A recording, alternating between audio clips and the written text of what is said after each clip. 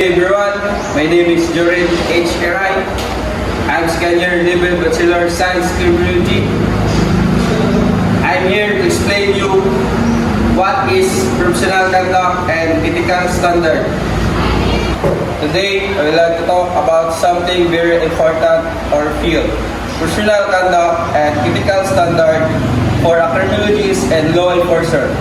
When we say professional conduct, we're talking about how we care ourselves and work or behavior, or actions and how deal with others. Ethical standards are the set of principles that guide us is doing what is right, fair, and just. Together, this is initial because they shape how. Let's begin with some of the core ethical standards that every law enforcer and criminologist should live by: integrity, respect for human rights, and accountability. Let's proceed. Integrity.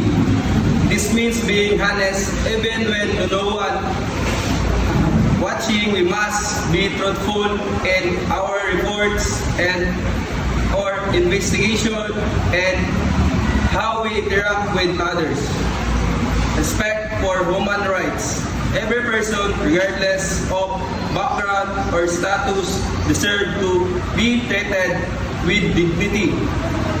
It's our duty to protect and respect the rights of every individual. Accountability.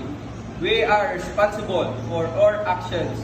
If we make a mistake, should own up to learn from it and strive to do better. Let's take a look at a few real-life situations here in the Philippines. A good example is the case of Officer Ronald Bato de la Rosa, his early years as a police officer. He was praised for his discipline and nonsense approach to the following rules and cracking down on illegal activities. Without compromising ethical conduct, although they were compromised later, his early work show how a professional conduct can lead to public respect and effectively service. On the other hand, a negative example in the Niska case, the police officer who shot two unknown civilians in Tarlac and 2022 during a heated agreement. This accident viral and caused national outrage.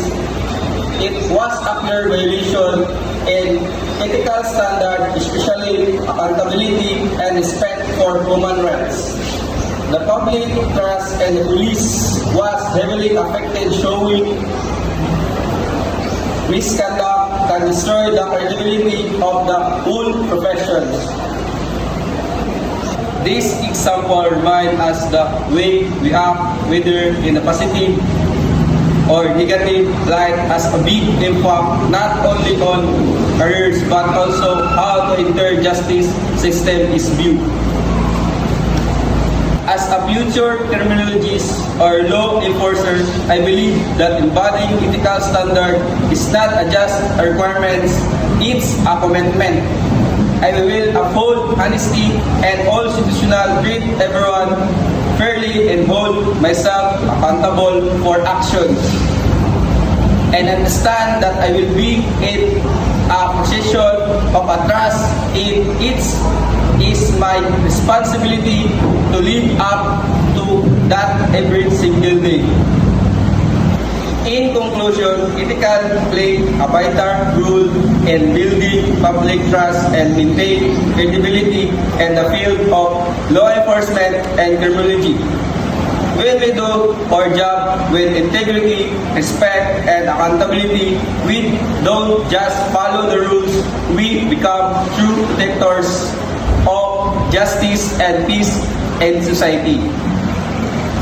Thank you for listening, and I hope this presentation helped us all remember the importance of ethical behavior in our future careers.